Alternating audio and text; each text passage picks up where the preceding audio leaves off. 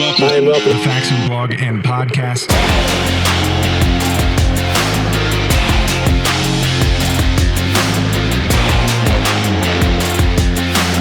Robert's looking at me.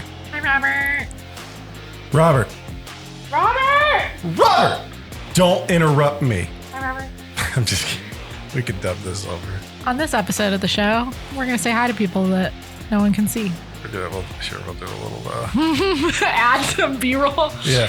So this is the fish tank that Emily and I are in. We'll cut this in. Say hi. Ryan! Ryan! He's over here. Oh, now he's over there. Everybody say hi to Ryan Brunn, shipping and receiving manager extraordinaire. He's very proud of himself. He should be proud of himself today. He should, yes. It has been brought to our attention that today we received our 100,000th order. And it was subsequently declined. The poor clown. I'm sorry if you're a fan of the show. So we were watching this. We were going into, we had a meeting to go to. Emily and I had a meeting to go to. Right before, Ryan comes in to tell us that we're about to hit our 100,000th order.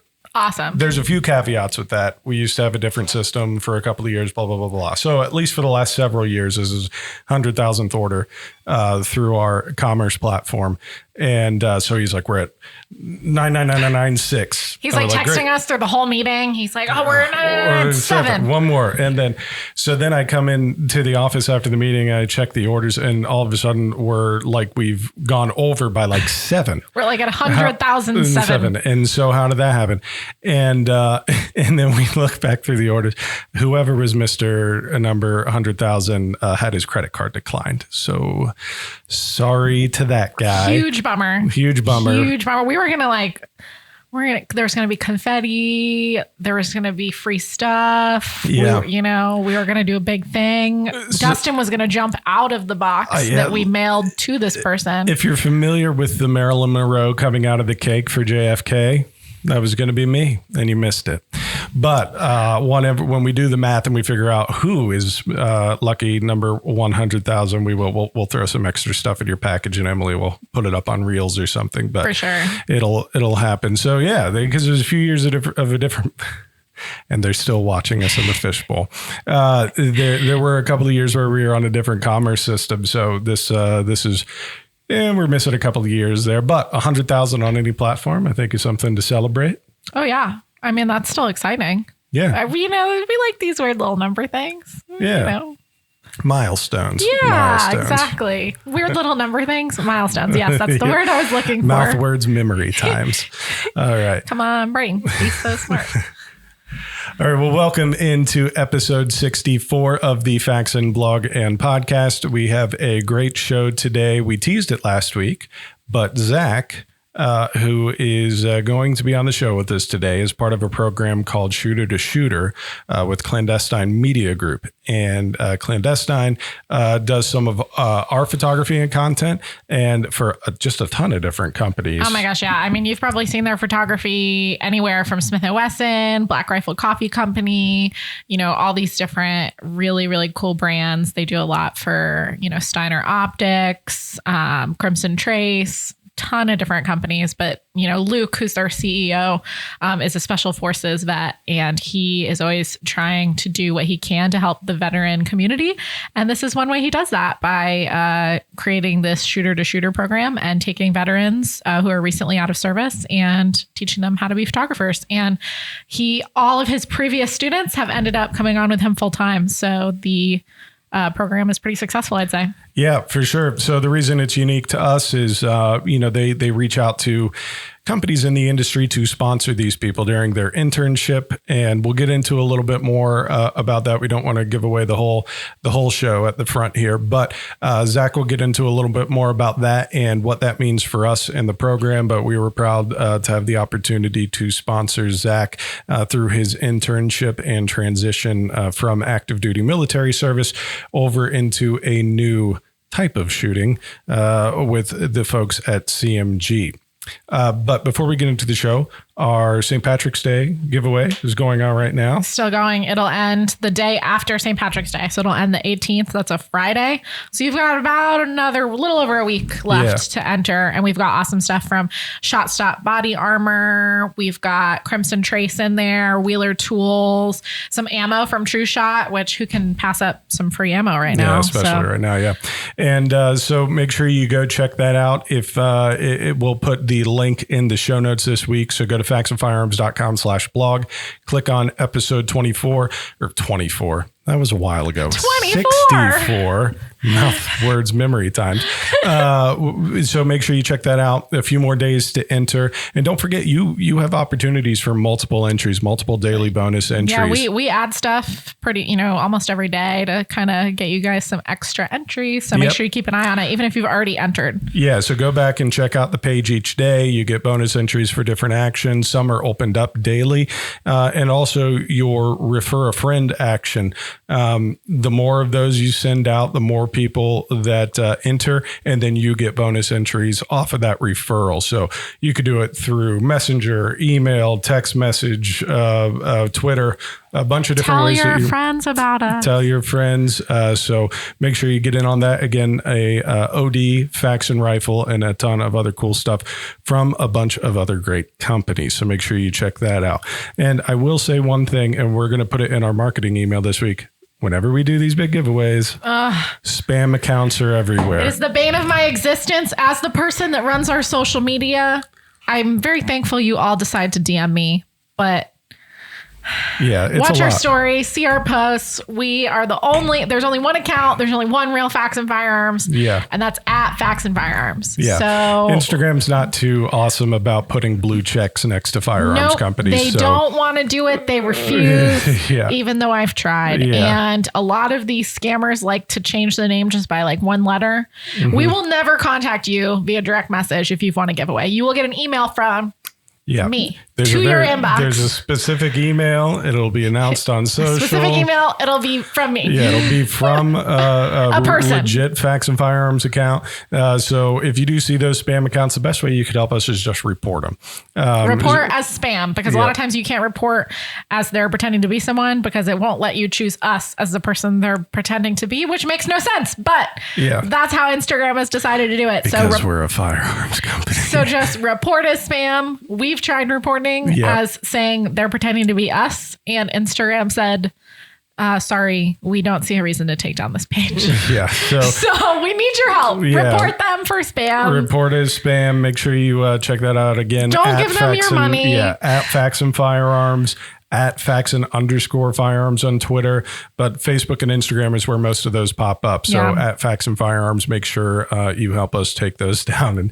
And Emily, thanks you for all the DMs. Please, thank you for the DMs, but please stop. All right, so make sure you check out those things. Again, all the links for today's show, including the giveaway and so on, at faxonfirearms.com/blog. Click on episode 64, and let's go ahead and move into our interview with Zach from Clandestine Media Group. So Zach, the main thing with this program is to take veterans such as yourself and help you move in internship, apprenticeship style, move into this realm of photography and media, which obviously Clandestine does just so much of. And so to start out, would you mind just giving us and our audience a little bit of background on you, kind of how you got started, how you got in the military, what that service was like, and what brought you to CMG? Sure. So I pretty much grew up in a military family. So from, I think, 3 years old, I knew I'd be going into the military, and pretty much signed up, like, I think my junior year when I was 17. So I had to get my parents' signature and everything, and went straight to boot camp from there, and went into the Marine Corps and did infantry. And then from there went over and did an indoc and joined the stay platoon. So I was in a scout sniper platoon, did everything in that realm, and then ended up getting out in 2016. And I wasn't exactly sure what I wanted to do in regards to just the civilian life in general. And I started school and was looking for a job, and actually found one at Rugged Suppressors. And for the most part, I pretty much applied for a sandblasting job and kind of worked my way up into the marketing department, and worked in there for about 5.5 years. and then just recently moved over to starting the internship with Clandestine. Awesome. Very good. And so, I mean, so you're in for 5 years, sign up when you're 17. So you're out when you're like 22, 23, like kind of that realm. So, yes.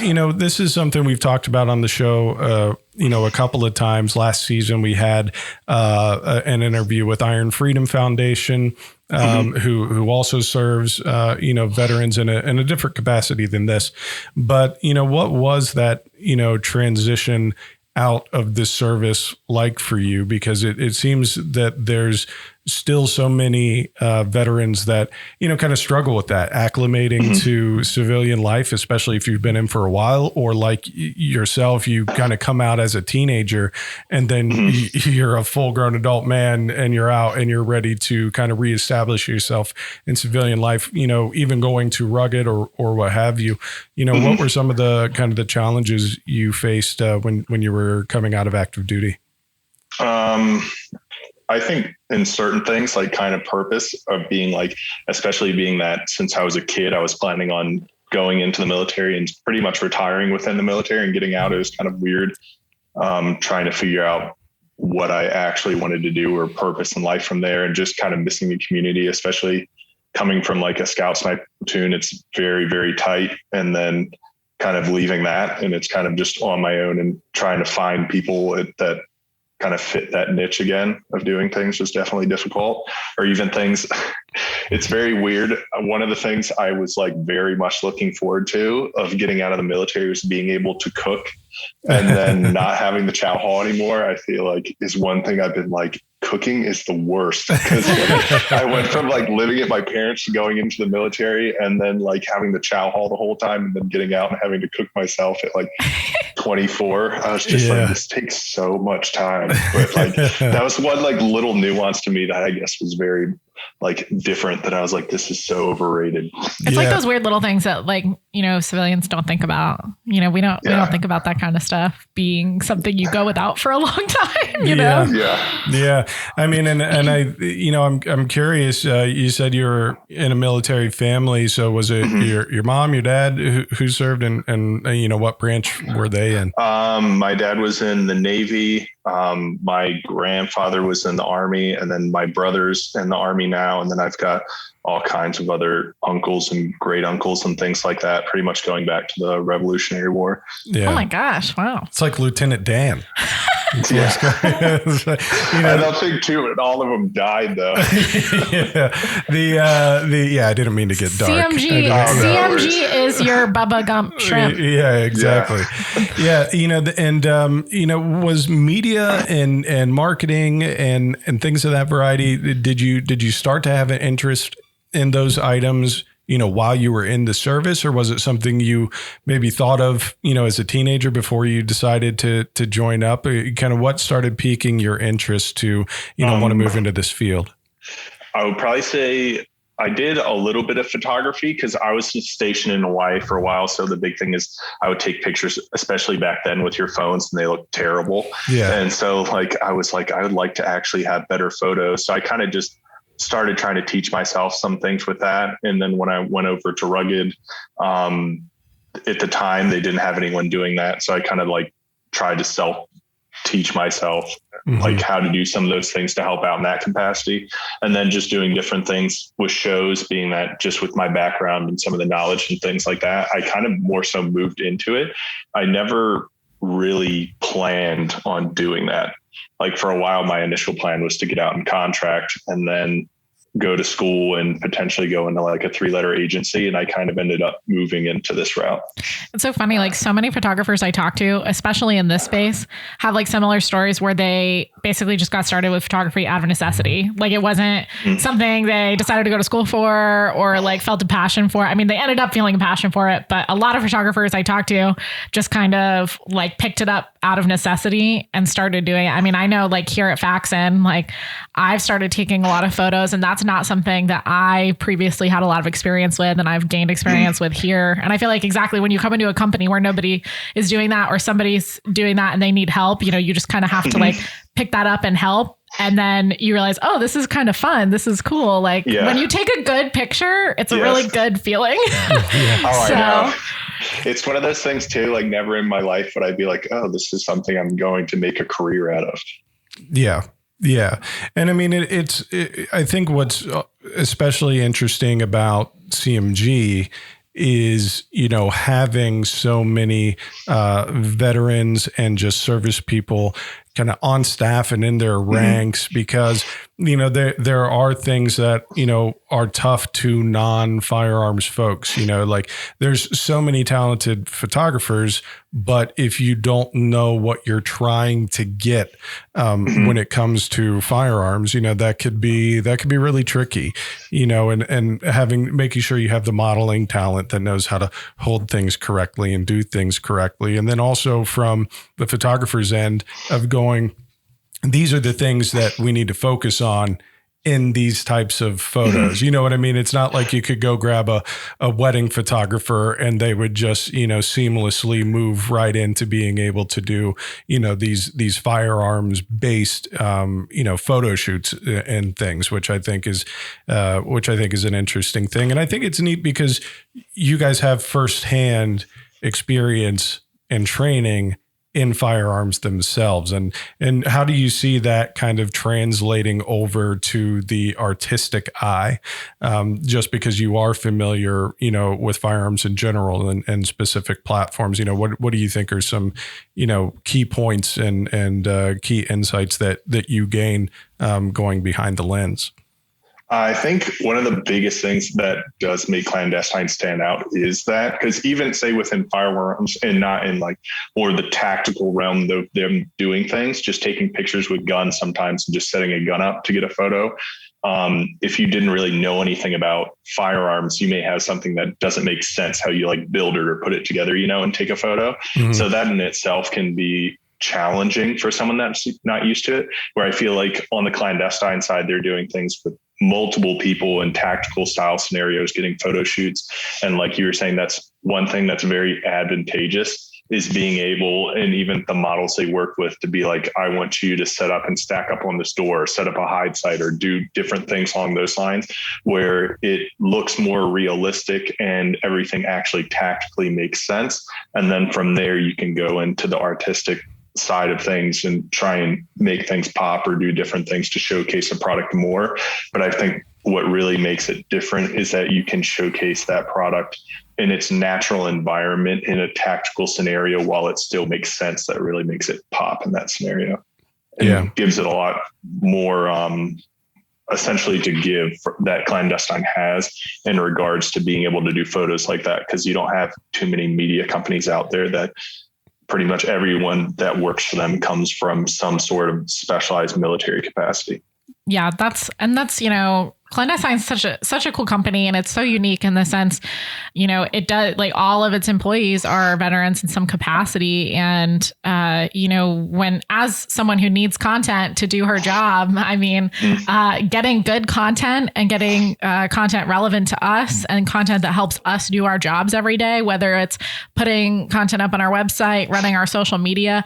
I mean, as a firearms company, there's a lot of things we can't do as far as marketing is concerned, running advertisements and, Google ads, Facebook ads, that kind of thing. So we rely heavily on the content we share on social media. So that content needs to be awesome. It needs to be good. It needs to be educational, and it needs to show our product correctly. And, we don't have time to be having photographers who don't know what they're doing taking pictures of our products. And we're really lucky. We have awesome photographers we use, and Clandestine is one of, the companies that we love to work with specifically for that reason. We know they're going to get it right when we ask them to. And plus, like you were saying earlier, coming out of the military and needing a community, Clandestine Media Group, I mean, I feel like you found a good community there. Absolutely. I mean, that's one of the big things there. It's amazing. Yeah, they're awesome people to work with, and they're just awesome people to hang out with. They're some of the craziest, coolest people ever, so, and that's a big thing about this industry. You want to work with people you enjoy working with, and,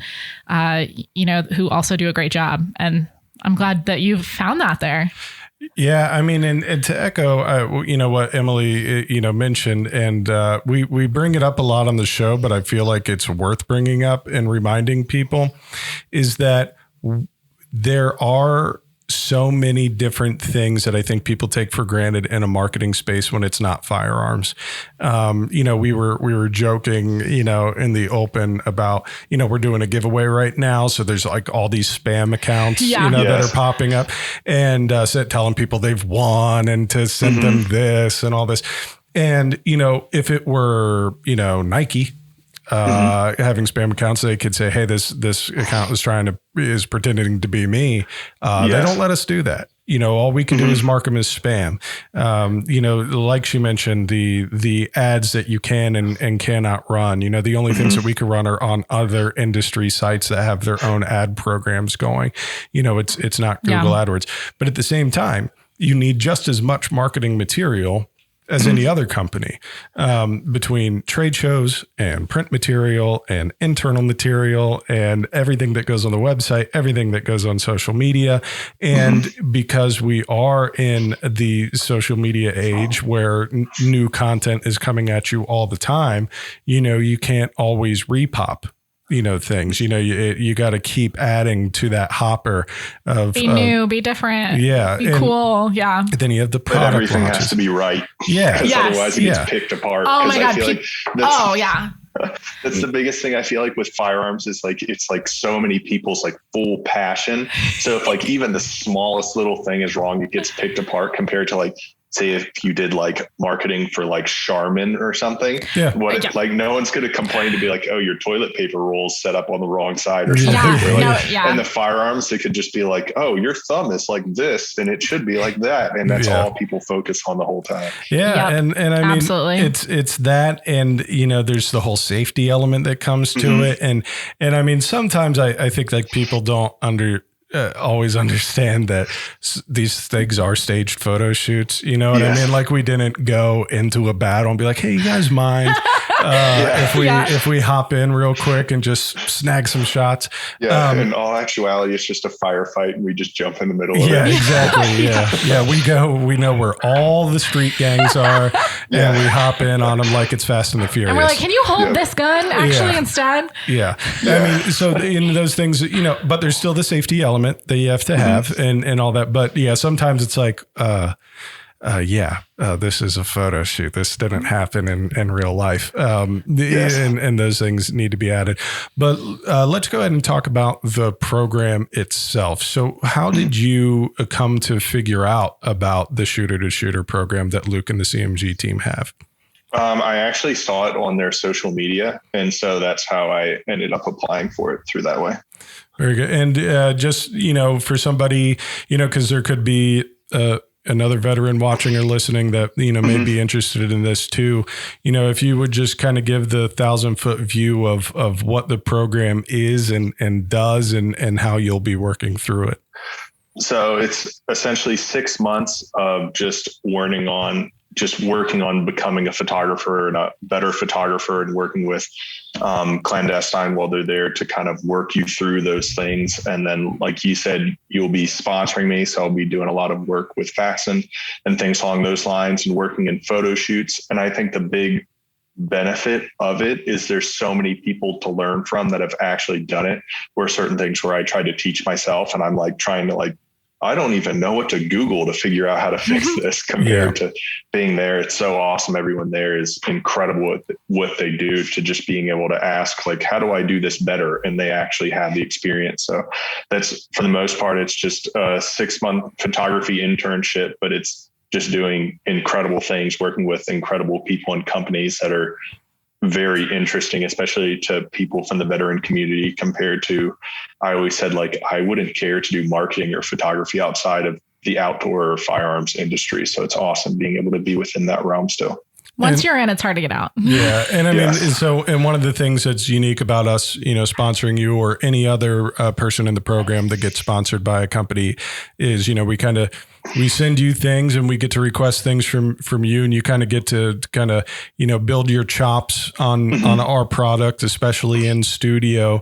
And then, we had our onboarding call with you and Luke last week. Luke is like, make sure you tell them if something's not right or if you don't like something and why.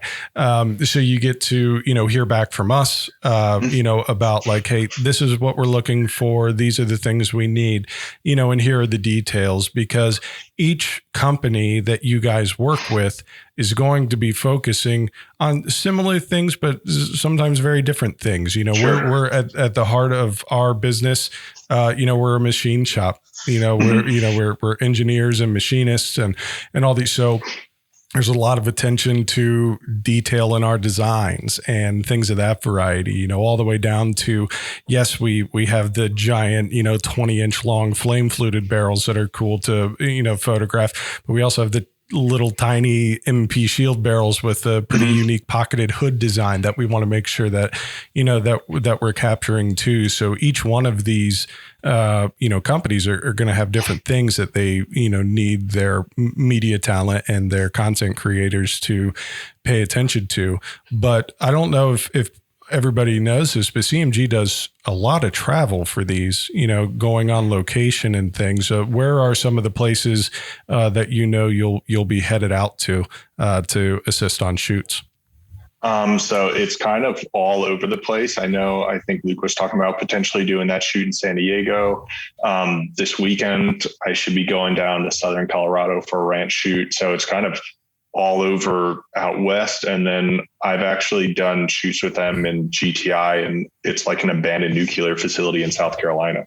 So it's pretty much all over the place. And like you were saying, one of the things that's awesome with doing this program as well is you do get the experience of working with companies and clients, because a lot of it with photography, you can be the best photographer in the world, but if you can't communicate with the people you're working with what they actually need, then it does nothing for them. Like you're saying, like being able to build everything in house and having those little details and know what to showcase in the photography, I think is something that stands out a lot. And it's awesome with this program. You get to have that experience as well. Yeah, you're definitely being given a lot of tools to succeed here. So that's awesome. And you're getting to work with a lot of big companies, and you're getting to travel. And I think, we're just happy to be a part of it. So. Yeah, for sure. For sure. I mean, and, as we, wrap up, Zach, just, something I'd love to hear from you is just, to your fellow servicemen and women and the people who are maybe getting ready to come out of the service, or maybe veterans who are out and are maybe having some trouble, finding what they want to do. Just, what type of advice would you give them, to start plugging back into that community and taking their next steps personally and professionally? I think the biggest thing for me, at least, was just being open to trying new things to see what you may actually be into or be interested in. And then just trying to find different communities, whether that's at the gym or other veterans around. There's so many different programs, especially veteran programs now with groups and things. You can meet people and spend time and actually have somewhat of a community when you get out. And then being open, like I was saying, to seeing what other things are out there. Because when you spend so much time in the military in one capacity, you may not realize, like, for instance, you really enjoy doing photography or marketing or whoever knows what it is. Yeah, for sure. Awesome. Well, we'll obviously have links in the show notes this week to all of CMG's outlets and media feeds. But if people wanted to learn more about you, Zach, where could they follow you, find you, see what you're working on? Most of my stuff I do on Instagram is just ZAKKEEHN, and that's it. It's hey, you got the Emily Stuchel treatment. She got on early. Listen, I also have a weird name. Yeah, so I have a weird name too. No one else spells their name ZAK for the most part. So here's my issue. When I first got an Instagram, like, I don't know, 2010. When did Instagram come out? You don't want to tell us? I don't remember, to be honest. Yeah, we don't know. Okay, so I did get my real name, but then I forgot my password. And it was too long ago to try to like reclaim it. And now there's some rapper with my name and uses my name. There's a rapper named Dusty Wallace. And he, I think he has a an album called Slida Music. Wow. I looked him up. So give that guy a follow too. Oh Why my not? Is it any good at least? I don't know. I was like, hey, this is not me. Yeah. So yeah, we'll put links to Zach's Instagram in there, and then be on the lookout here soon. Some content that Zach shoots for CMG of Faxon product will be hitting our feeds and emails and other things, website and so on at faxonfirearms.com, is where you can find all that. To get to the show notes this week, just go to faxonfirearms.com/blog and click on episode 64. Zach, thank you so much for joining us. Thanks, Zach. We're excited you're part of this program. We're excited that we get to partner on it with you. Yeah, thanks for having me, and I'm really looking forward to working with you guys. Very good. Awesome. Thanks, Yay. Zach.